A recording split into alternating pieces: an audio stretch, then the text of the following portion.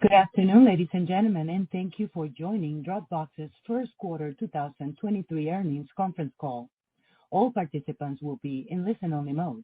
After today's presentation, there will be an opportunity to ask questions. To ask a question during the session, you will need to press star 11 on your telephone. As a reminder, this conference call is being recorded and will be available for replay from the investor relations section of Dropbox's website following this call. I will now turn the call over to Karan Kapoor, Head of Investor Relations for Dropbox. Mr. Kapoor, please go ahead.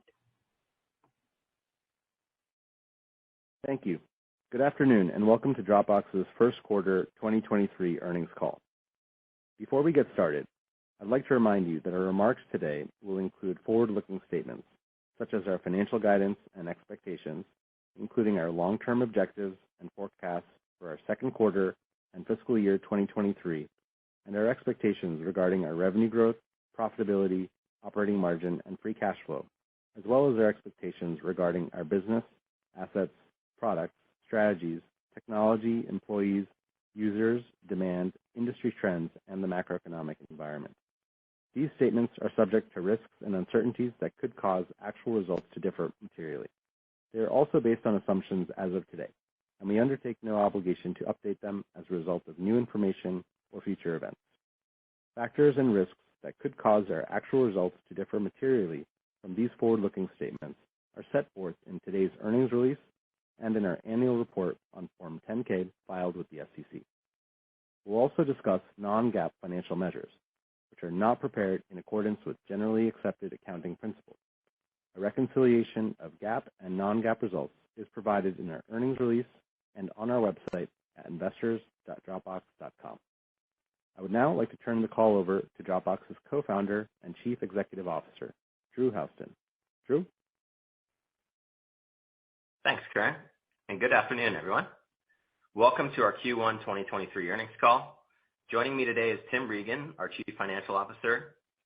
I'll first share our business and product highlights from the quarter, and then Tim will review our Q1 financial results, provide guidance for the second quarter, and update our outlook for the remainder of the year. I recognize our announcement last week to reduce our workforce is top of mind for many, and I plan to discuss that in a moment. But as far as our financial results, overall, I'm pleased with how we performed in Q1 during a challenging environment. We beat our guidance across all metrics, led by revenue outperformance in FormSwift, which we acquired in late Q4, and some better performance around individual signups exiting the quarter. On the flip side, we saw continued weakness across our teams' plans as our customers face pressure in their own businesses. And we also saw continued moderation in our DocSend and Dropbox Sign businesses due to ongoing softness in their respective markets. Over the last several months, we've noted that we're not immune to the increasing macro headwinds that our customers are also facing.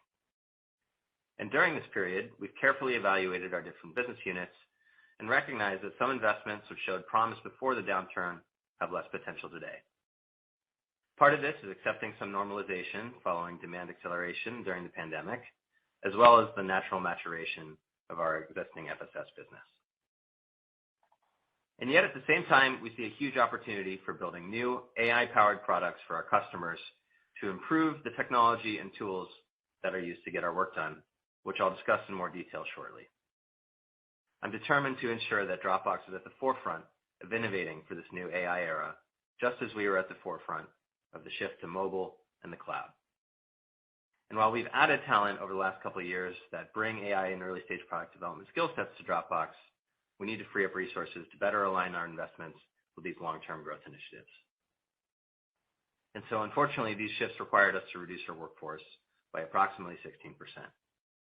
This was a really tough decision, but necessary to the long-term health of our company. And while it's painful to say goodbye to many of our colleagues, I'm grateful for all their contributions to Dropbox. In conjunction with this announcement, we've also updated and streamlined our strategic objectives.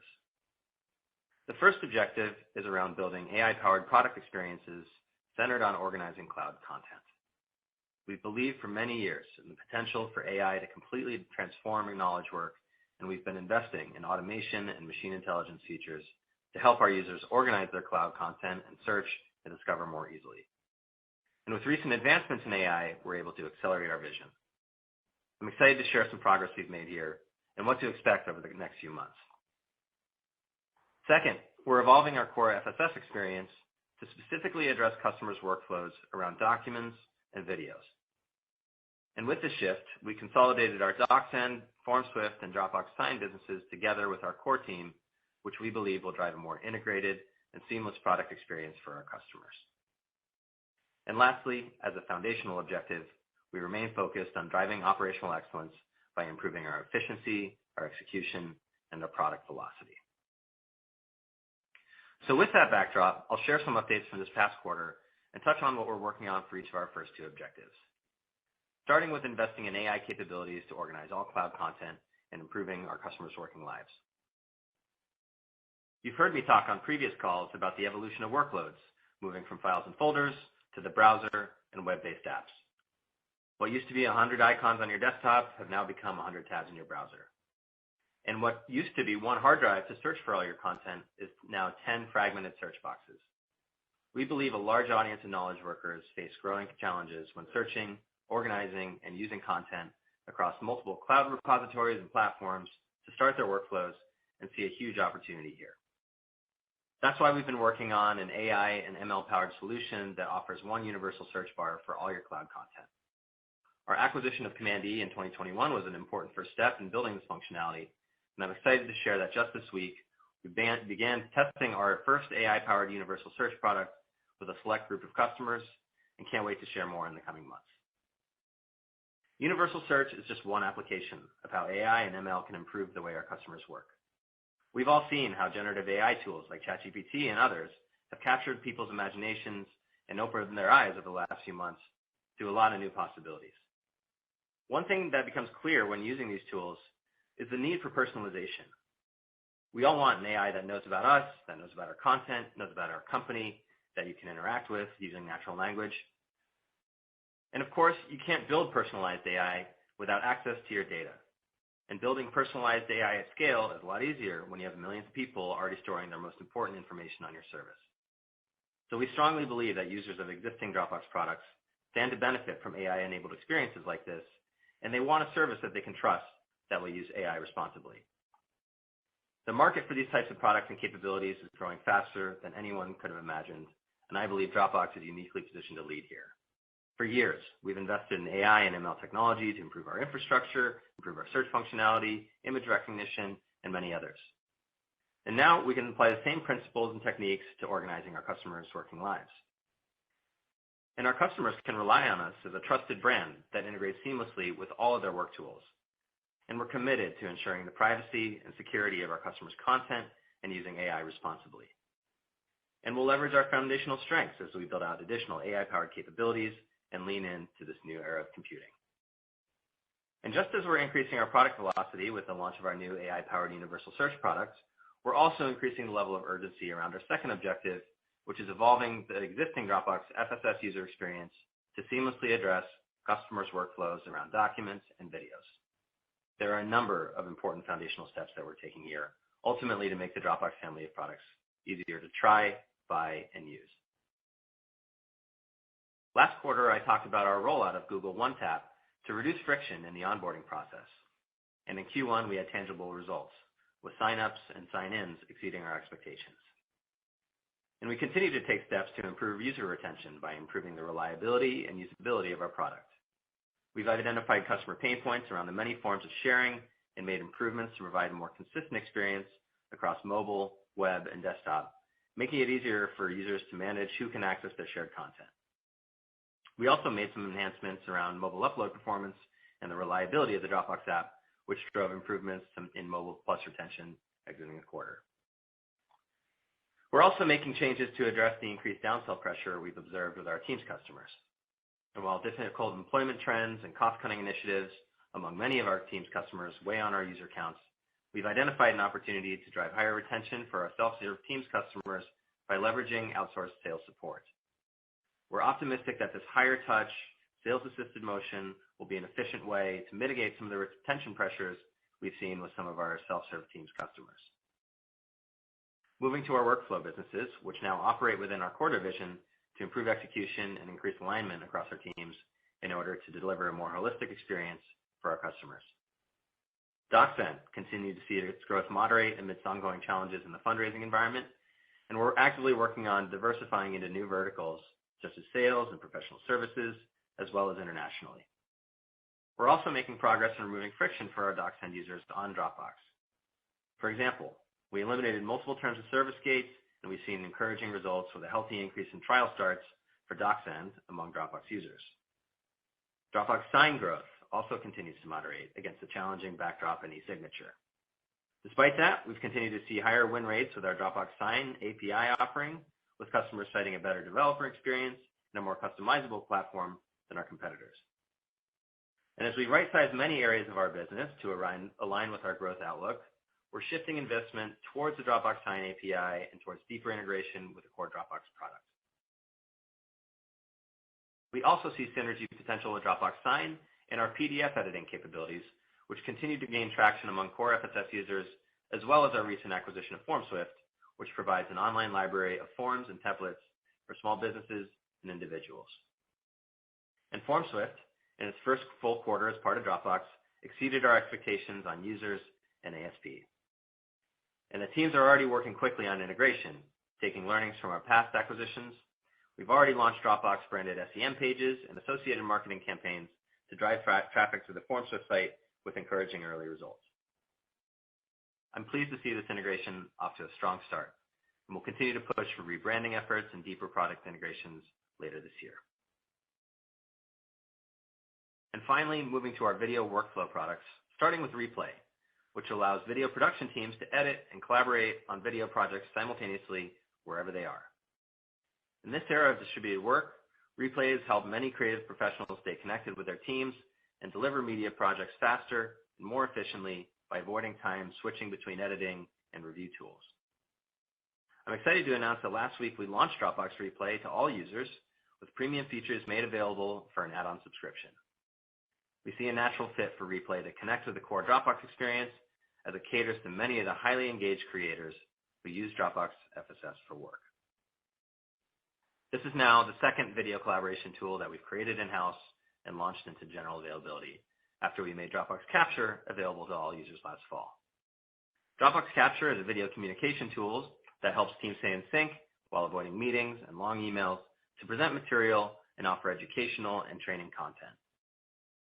In Q1, we saw Dropbox Capture users grow significantly again quarter over quarter, and we're excited to see its viral adoption continue, driving both retention benefits and network effects across existing and prospective Dropbox users. In closing, we've been making a number of changes to set up Dropbox for long-term success. And while I know these transitions are never easy and the macro environment remains challenging, I believe our best days are ahead of us. The AI era of computing has finally arrived, and I personally haven't been this excited about what we're building since I started the company. It's been really rewarding to be so hands-on in developing our product roadmap alongside our leadership team. We're strengthening our foundation while innovating on our next act. We have a strong brand with hundreds of millions of users recognizing Dropbox as a platform they can trust with their most secure content, and I'm excited about our path forward as we work to transform the way customers organize all their cloud content and ultimately organize their working lives. And with that, I'll pass it on to Tim.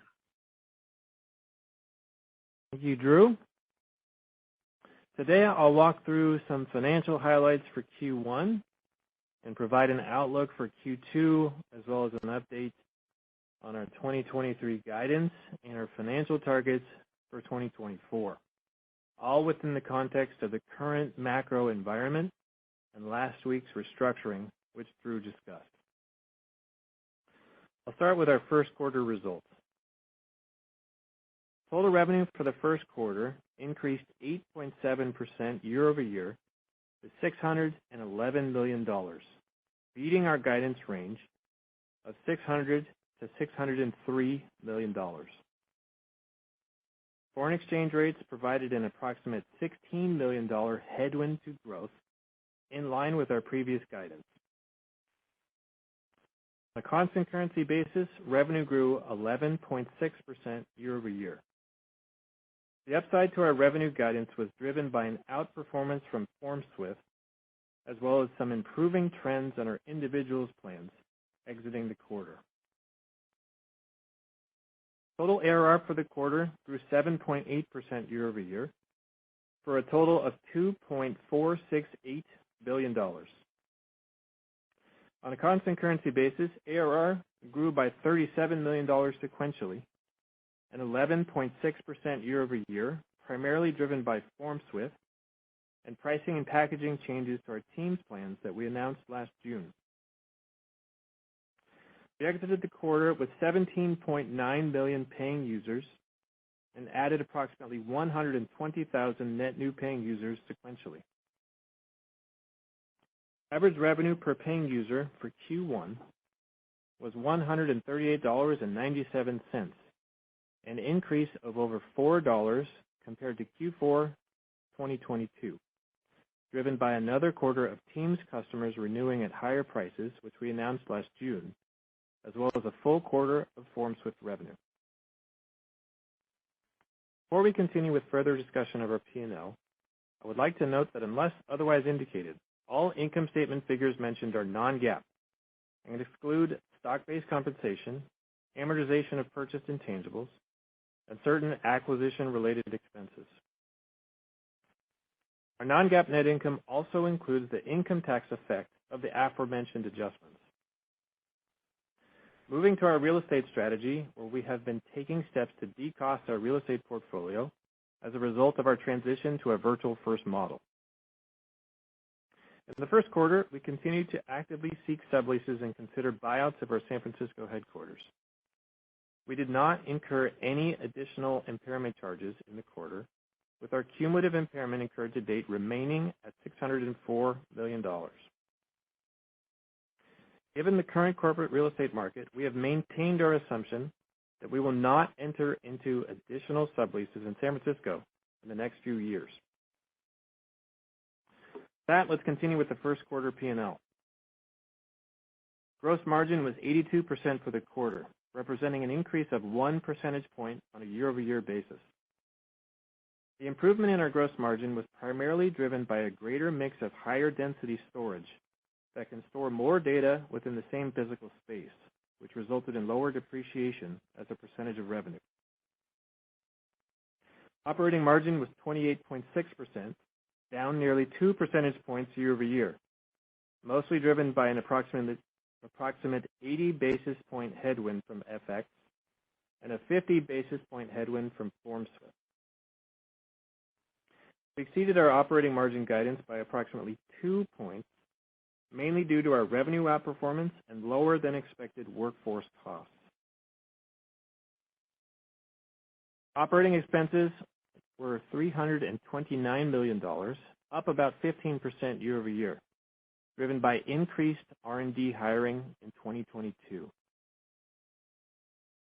As Drew mentioned, we've been adding engineers and early-stage product leaders as we invest in our longer-term growth initiatives around organizing all cloud content, leveraging artificial intelligence and machine learning. In addition, our operating expenses increased year over year due to higher advertising expenses associated with FormSwift. Net income for the first quarter was $146 million, up 3% versus the first quarter of 2022, as higher operating expenses offset most of the revenue increase.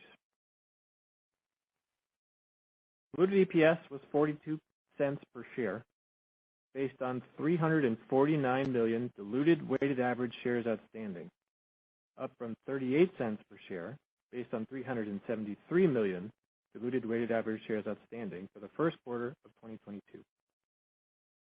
Moving on to our cash balance and cash flow. We ended the quarter with cash and short-term investments of $1.3 billion. Cash flow from operations was $140 million in the first quarter. Capital expenditures were $2 million during the quarter. This resulted in quarterly free cash flow of $138 million compared to $131 million in Q1 of 2022. In the quarter, we also added $35 million to our finance leases for data center equipment. Let's turn to our share repurchase activity. In Q1, we continued executing against the $1.2 billion authorization that was approved in 2022 by repurchasing 8 million shares, spending approximately $175 million. As of the end of the first quarter, we have approximately $573 million remaining under the current authorization. I'd like to now share our guidance for the second quarter and provide an update to our full year 2023 guidance, where I will also provide some context on the thinking behind this guidance. For the second quarter of 2023, we expect revenue to be in the range of $612 to $615 million. On a constant currency revenue basis, we expect revenue to be in the range of $627 to $630 million. We are assuming a currency headwind of approximately $15 million in the second quarter, which translates to over a 250 basis point headwind to growth. We expect non-GAAP operating margin to be approximately 31.5%. This margin guidance excludes approximately $40 million related to the severance and benefits we expect to pay to employees impacted by a reduction in force in Q2. This also includes roughly 130 basis points of headwind from FX and 50 basis points of headwind from FormSwift. Finally, we expect diluted weighted average shares outstanding to be in the range of 343 million to 348 million shares based on our trailing 30-day average share price.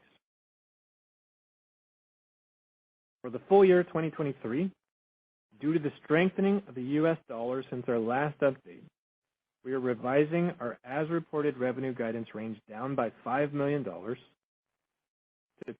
$2.470 to $2.485 billion from our previous range of $2.475 to $2.490 billion. However, on a constant currency revenue basis, we are maintaining our prior guidance range of $2.510 to $2.525 billion. We now estimate a full year 2023 currency headwind of approximately $40 million, or approximately 170 basis point headwind to growth, with the FX headwinds moderating significantly in the second half. We expect gross margin to be approximately 81.5 to 82%, which is up from our prior guidance of 81 to 82%. We expect non-GAAP operating margin to be between 31 to 32%, up from our prior guidance of approximately 30%. This also excludes the aforementioned severance and benefits we expect to pay in Q2. This is inclusive of an approximately 80 basis point headwind from FX, as well as an approximate 50 basis point headwind from our FormSwift acquisition. We are revising the midpoint of our free cash flow guidance down by $10 million and narrowing the range to $820 million to $840 million from our previous guidance range of $825 to $855 million. This includes cash outflows of approximately $23 million in cash outflows for the 2023 installments of acquisition-related deal consideration holdbacks for DocSend and Command E. One-time severance payments of approximately $40 million related to our reduction in force, and consistent with our initial guidance, this includes an approximate $50 million headwind as a result of R&D tax legislation. As related to our capital expenditures, we are maintaining our prior guidance. We continue to expect our additions to finance leases to be approximately 5% of revenue, and for cash CapEx to be in the range of $25 million to $35 million in 2023. Finally, we expect 2023 diluted weighted average shares outstanding to be in the range of 340 million to 345 million shares, down from our previous guidance range of 346 to 351 million shares. This reduction in our share count reflects our commitment to and anticipated impact of our share repurchase program. Here's some additional context on this guidance. Let me first elaborate on our restructuring decisions, where our intent is to identify and address areas of inefficient spend, and then to rotate our investments towards areas of higher future potential growth. The reductions were thus largely targeted towards R&D and sales and marketing teams supporting our mature file, sync, and share category, as well as some reductions against business lines that are facing distinct macroeconomic and competitive pressures. We also intend to be more efficient with our marketing spend across these same areas. In light of these changes, and as related to revenue, we are maintaining our constant currency revenue guidance for 2023. We saw outperformance in Q1, largely stemming from FormSwift, as well as some improving trends on our individual plans exiting the quarter. Conversely, we continue to see macro headwinds weighing on our team's customers, as well as both DocSend and Sign.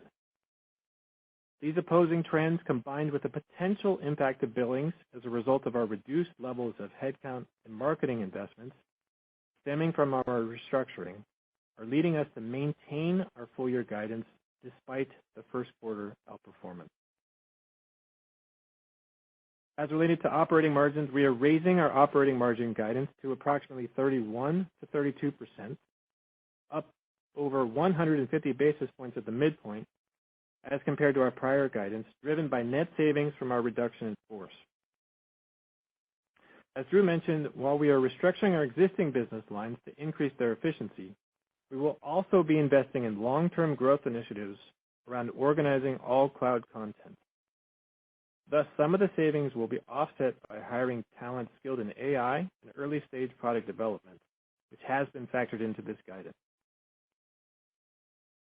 As related to full-year free cash flow, we are lowering our free cash flow expectations by $10 million at the midpoint. There are a few factors leading to this reduced estimate. First, while we will derive cash savings from our restructuring events over time, the benefit in 2023 is largely offset by severance payments and the timing of bonus payment savings, which will be a benefit next year. Additionally, as mentioned above, we may see an impact to our billings in the second half of 2023 as a result of our reduced levels of headcount and marketing investment given our restructuring, which would have a more pronounced impact on cash as opposed to revenue this year. Lastly, this guidance incorporates an approximately $8 million deterioration in foreign exchange rates since our initial guidance. Which brings me to our long-term financial targets of delivering gross margins of 80 to 82%, operating margins of 30 to 32%, and $1 billion of annual free cash flow by 2024. We continue to operate within our long-term margin ranges, where recent restructuring activities are pushing us to the top end of these ranges. While we are not offering more specific 2024 guidance at this time, we expect to see continued net savings in 2024 and for our operating margins to be at or above these 2023 levels. As related to our $1 billion of annual free cash flow by 2024 target, we are maintaining our $1 billion target at this time. Our restructuring activities will increase our efficiency and will be a benefit to free cash flow in 2024. However, we still have work to do to achieve our target. We need to closely monitor the impact of our restructuring decisions and any corresponding impact on billings to ensure that we maintain an appropriate pace of growth across our existing business lines. Additionally, we need to monitor our investments in organizing cloud content and AI to ensure that we are remaining disciplined with our spend and to validate that our new products are gaining an appropriate level of customer traction. Lastly, we continue to need to navigate numerous exogenous factors, such as R&D tax legislation, a softer subleasing environment, and deteriorating FX rates that continue to serve as headwinds. Thus, while we are taking actions that bring us closer to our targets, we need to execute well and remain disciplined with our spend amidst these varying dynamics. In conclusion, as Drew mentioned, we've been making a number of changes to set up Dropbox for long-term success. We are mindful of the difficult macro environment and the inherent challenges that come with businesses in transition, and we remain optimistic about our strategy as we improve our execution while investing towards our future in this new AI era.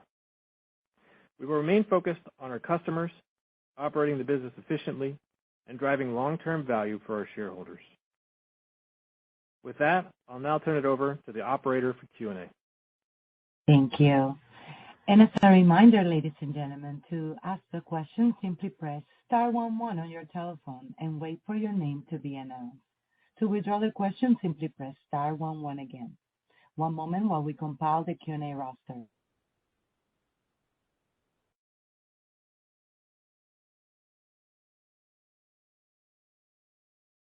And our first question comes from Rishi Jaluria with RBC Capital Markets. Please proceed. Hi, this is Richard Poland on for Rishi. Thanks for taking my question. So the first one is, you talked a little bit about some of the investments that might have less potential today. Outside of, I guess, some of the core FSS, is there anything in particular that you identified that maybe wasn't working too well and you want to shift away from? Thanks. Sure. So I can start. So we're continuing to invest. I'd say businesses that have been affected beyond the core business would include Sign and DocSend.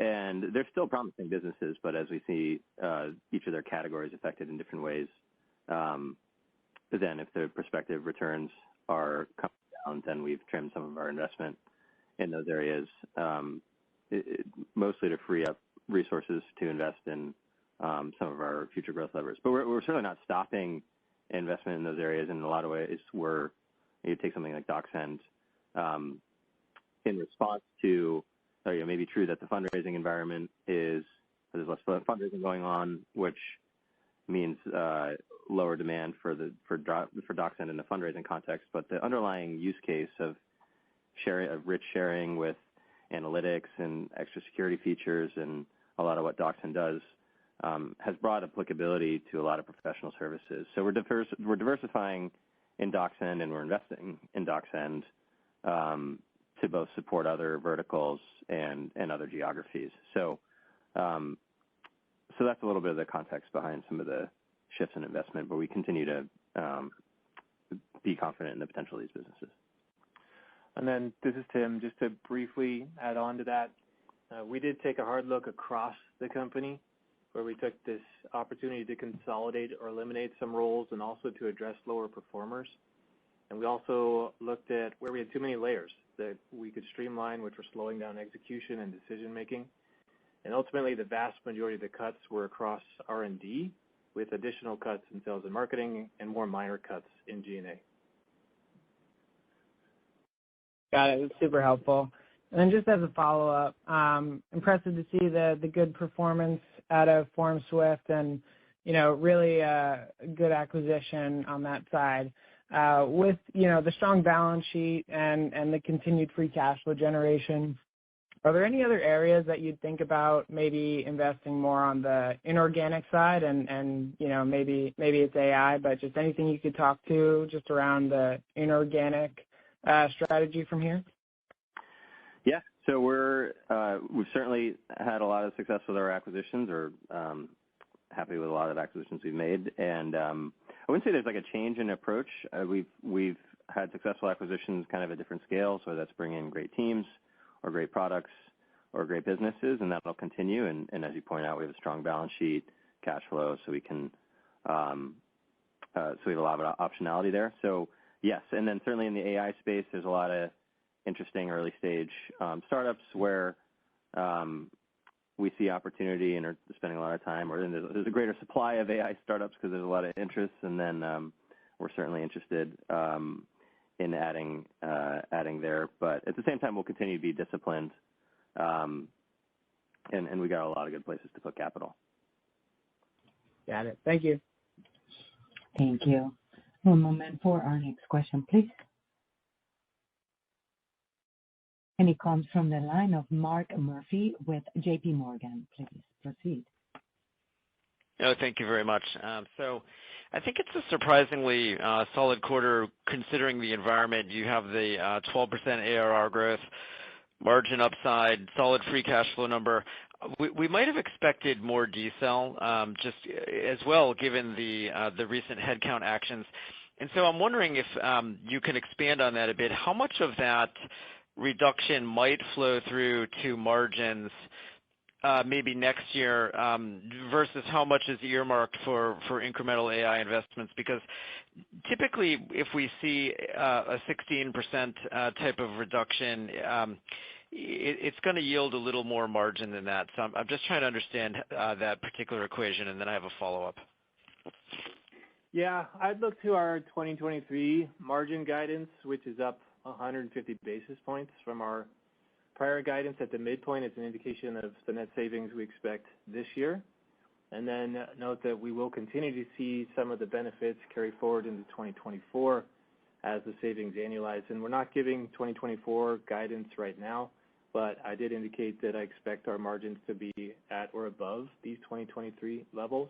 And this is where we are increasing our investments around AI and early-stage product development, which will partially offset those savings. And then we also did take the opportunity to address some performance management with this RIF, where in some of these cases we'll be adding backfills for those positions as part of this action.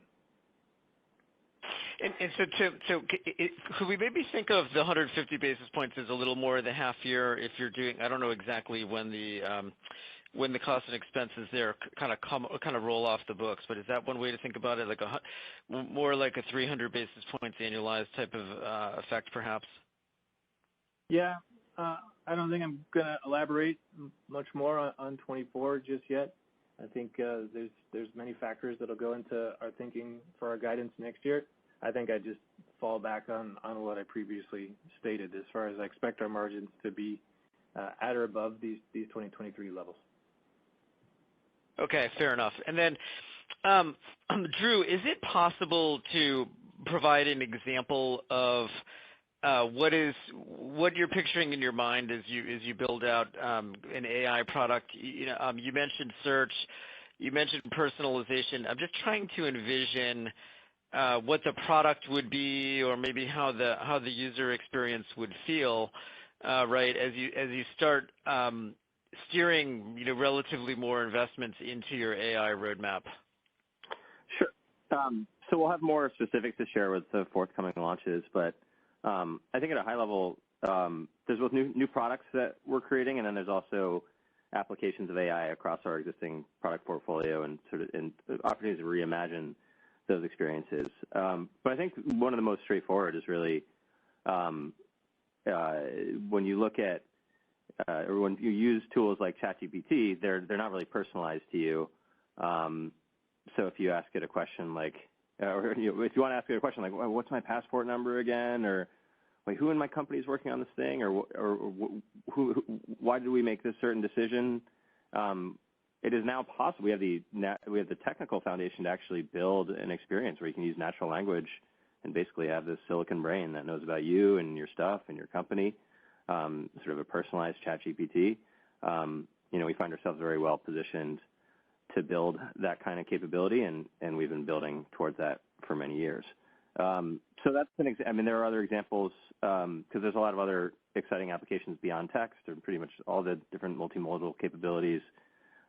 There's been breakthroughs in how you can, the things you can do with images, the things you can do with video, the things you can do with audio. So there's a lot of different potential applications that we're working on, and we'll have more to sharing in the coming months. Okay, I like that branding around Silicon Brain. Maybe that's something we'll see from you in the future. There you go. It rolls off the tongue pretty well. Thanks a lot. Congrats on all the success.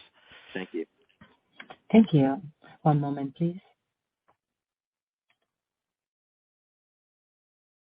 And our next question comes from the line of Steve Enders with Citi. Please proceed. Okay, great. Thanks for taking the question. I guess maybe following up on the AI discussion a little bit. I know universal search is just kind of being rolled out there and tested, but I guess what's kind of been the early feedback from the customers that are trialing it, and I guess how are you kind of thinking about what that could mean from like a monetization lever and how you're thinking about packaging around that down the line? Sure. So it's just reaching outside customers literally 2 days ago. So I want to let some of the feedback roll in a little more before having a more comprehensive response. We're certainly using it internally, and that's been a really helpful tool for us to kind of battle test the product and make sure it's really great before rolling out to customers. So we've been some milestones like that closed beta we're really excited about. As far as pricing and packaging, I mean, we certainly believe it'll be incremental revenue. We believe this will unlock new categories of customer who might not otherwise be buying FSS or might not be either current or future FSS customers. So we think it's a big unlock on that front. But as far as we'll have more to share around the specific pricing and packaging at the actual launches. And then maybe just briefly, from a financial perspective, we certainly plan to stay disciplined and closely monitor customer adoption and feedback as we consider further investment on this side. Our focus this year is on bringing a quality product to market and driving adoption, and we do expect that it'll take several quarters before we start seeing any contribution to revenue from these products. Okay, that's helpful context on that front. I guess maybe digging in a little bit more on just the ARR upside in the quarter. I guess how do we think about some of the moving parts around there for the FormSwift outperformance? Individual plans sounds like they were relatively strong versus maybe some of the headwinds that you're seeing in other aspects of it. Like any kind of further kind of breakdown for the strength there? Sure. So FormSwift did outperform our expectations. We continue to expect that it'll contribute about 2.5 points to our growth this year, and we're excited about the progress we're making on the integration front with FormSwift. I think we're also seeing improving sign-up trends as a result of our rollout of Google One Tap, which reduces friction in the sign-up and onboarding process. We also did see churn improve across our individual plans, particularly as we exited the quarter. And then, of course, we continue to see a contribution from the pricing and packaging changes that we announced in June on our Teams plans. Okay, perfect. Appreciate taking the questions here. Thank you.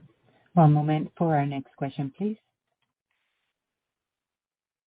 All right, our next question comes from the line of Brent Thill with Jefferies. Please proceed.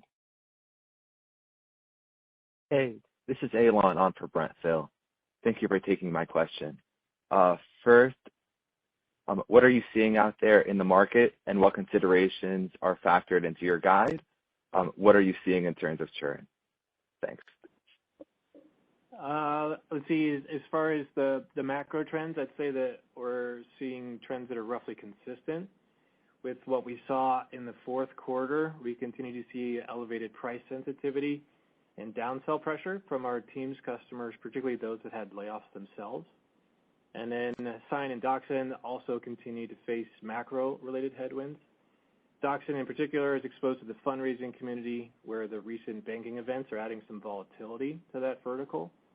And we continue to see elevated levels of churn from our individual SKUs, though again, we did see those trends improve exiting the quarter. We also saw incremental FX headwinds in Q1, and we expect a similar impact in Q2. From maybe a guidance philosophy perspective, we do remain prudent and continue to factor in an appropriate level of conservatism given the challenging macro landscape. We've assumed that key trends such as a degree of elevated churn and customer price sensitivity will continue throughout 2023. So certainly factoring in these latest signals and not assuming any level of improvement in the economy in our guidance, and certainly also mindful of our reduction in force and the potential effect that this could have on our billings given our reduced levels of investment in headcount and marketing. So again, all of these considerations are factored into our guidance. Thanks. Super helpful color. And lastly, how should we be thinking about the mix of paid user growth and ARPU to drive future growth? Sure. So from a paid user perspective, we added about 120,000 paid users in the first quarter. Family Plan was a significant contributor to that. FormSwift also added to net new paying users in Q1, particularly as this business does have a seasonal increase due to tax season. As far as forward-looking expectations, we don't formally guide to net new paying users, and particularly as we navigate our pricing and packaging changes in the current macro environment, I'd continue to expect something in the neighborhood of roughly 100,000 net new paying users per quarter, with ARPU expansion being more pronounced this year, as we saw in the first quarter. Thanks. Super helpful. Thank you so much. And as a reminder, to ask the question, simply press star 11 on your telephone. One moment for our next question, please. And it comes from the line of Matt Bullock with Bank of America. Please proceed. Hi, thanks for the question. I wanted to double tap on the Command E opportunity here. Is there anything you can give us in terms of the competitive environment for universal search, or who you expect to compete most directly with? Sure. So, I mean, at a high level, I'd say it's pretty early for the category. I think there are startups that are going to pursue ideas in this space, and we believe that we're well positioned there because of our scale, our distribution, our ability to make significant technical infrastructure investments, and the fact that we already have this trust relationship with customers, and that they're already trusting their most important information in Dropbox. So when you think about universal search and content, we think we have big advantages versus startups. And then, of course, the platform companies, folks that provide office suites of various kinds, they will certainly do things in this area as well. But I think the fact that we're platform agnostic, and then also aspects of our trust and privacy brand, the fact that we're a subscription business and not advertising, our track record with privacy and trust, I think those are big advantages against the larger incumbents as well. Excellent, thank you. And then just quickly, was there anything to call out in terms of the ARPU this quarter? It was a nice beat relative to expectations. Is that just the FormSwift tailwinds or anything else? Sure. So ARPU increased just over $4 sequentially, and maybe breaking down some of the components of that increase was primarily driven by benefits from our pricing initiative. So I'd say that's about $2.50. And our acquisition of FormSwift, that contributed about $2. And this was partially offset by the continued growth in our family plan. Excellent. Thank you very much. Thank you. And I'm not showing any further questions in the queue, team. Thank you, everyone, for dialing in, for your support, and we'll see you next quarter. And with that, we thank you for participating in today's conference. You may now disconnect.